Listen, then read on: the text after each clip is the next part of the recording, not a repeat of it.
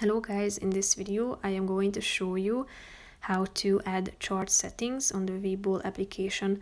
But first I just want to mention, don't forget to subscribe to my channel, because at 10,000 subscribers I am going to show you my whole YouTube revenue statistics and growth strategy, how to make money online. Now let's jump into it. First of all, open the app on your phone. Click on the menu button down below in the right side corner of the screen. Go to shortcuts and tap on settings, which is the second button. After that, click on chart settings, which is the third option. Here you should select the type of chart, such as advanced or simplified. Then you can add technical signals setting. Tap on it, and here you can select from these options.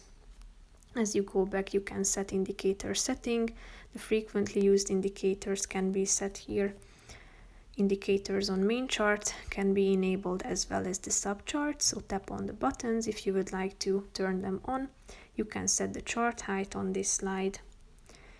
The including extended hours can be selected as well. The adjustment type, adjusted or actual.